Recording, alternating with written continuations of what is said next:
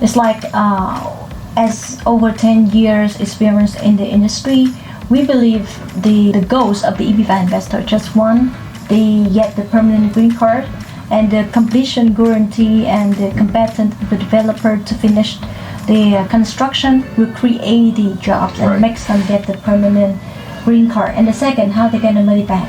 Many of our investors come to say, hey, there's any chance that I lose my money or what risk there and how I can be assured that I will get my $800,000 back. So your answer that just kind of clarify the second questions that they need to see how the project be structured. Right. That's very important. And we see the potential of business plan.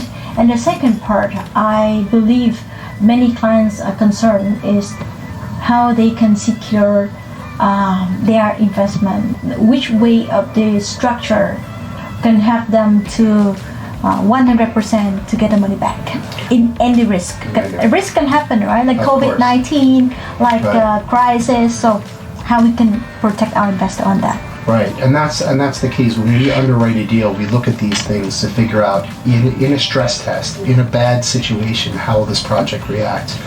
And if you have all the money in place to develop the building, and then you have enough equity from the developer, generally they don't want to lose their money, right? So they're going to be fighting just as hard as you would fight for your money.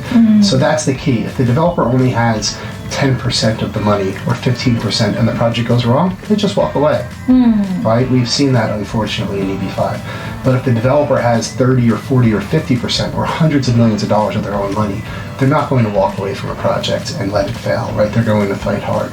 So that's one of the key things. And the other thing is that the regional center, for us, we're a third party. So we only make money, and this is a business, we only make money if the developer pays interest on his loan, right? And keeps things up to date. So our job is to fight for the investor. So if something goes wrong, depending on where we are in the capital stack, we would sue the developer, take over the property. There are a number of different things that we would be able to do. Of course, we've never had to do that. But these are the type of things that are built into the documents to protect investors. I see. Yes, really important that we secure our investor like we due diligence a project.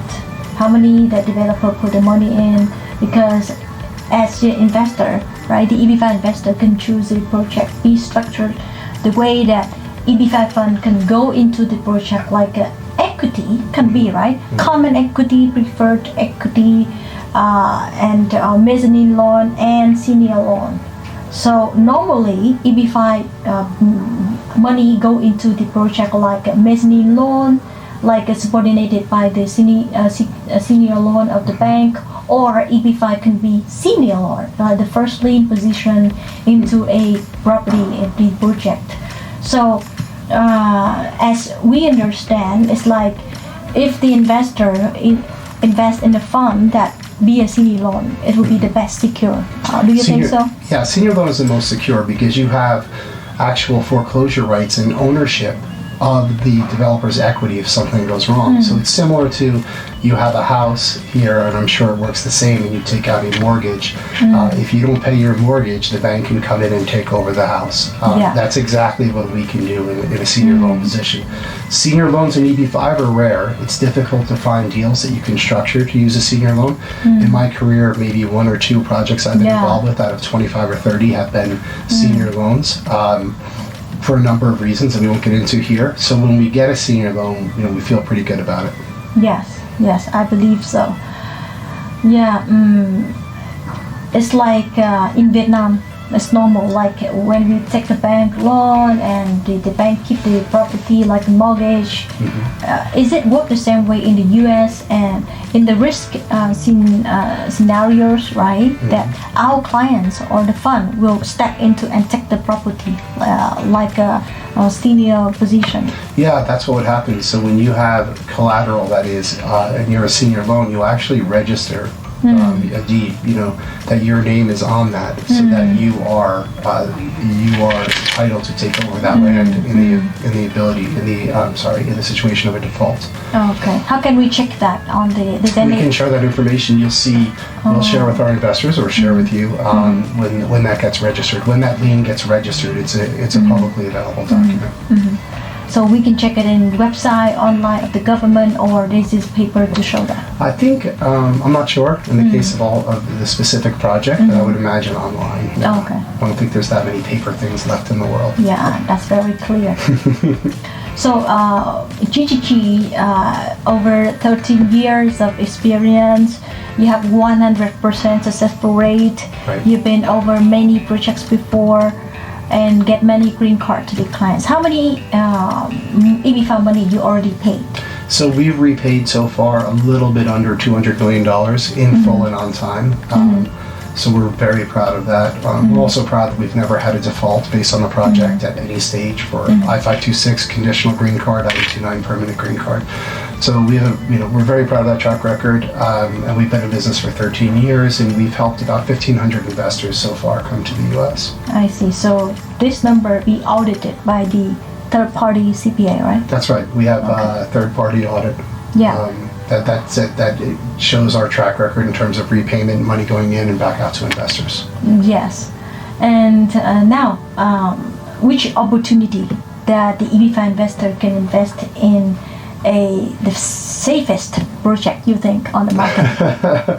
Well, I'm biased, so I'm going to assume all of our projects are the safest, but the new project we have is the Asu project. A number of reasons that I'm really excited about it. I think the biggest is that we were talking about the senior loan, and so this is a senior loan project. EB-5 investors will be first lien on it.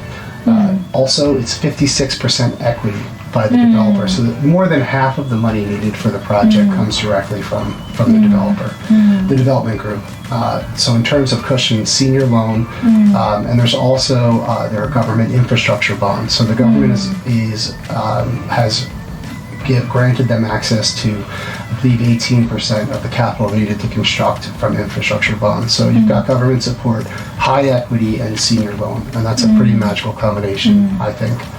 The resort itself, the Asu Resort, is in Napa County, wine country. One of my favorite places on earth. I'm pretty sure you like it as well. Yeah, I love it. I love it. Really, really beautiful land and really good location.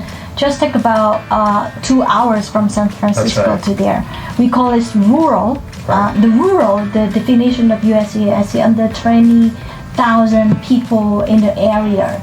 And there's many rural one that we can choose, right? But this rural is not really rural. I think it's really nice place with the good weather and it's near to the city that everybody can reach to. We're very fortunate because the project design is half of it is in Napa County, which is not a rural area, and the other half is in Lake County, which are connected. So because of that Lake County designation, it qualifies for rural. So it's a huge advantage for us. Yes. And again, it's the top wine destination in the U.S. and one of the top ones in the world. The property itself is spectacular. It's 22,000 acres, so it's a massive plot of land.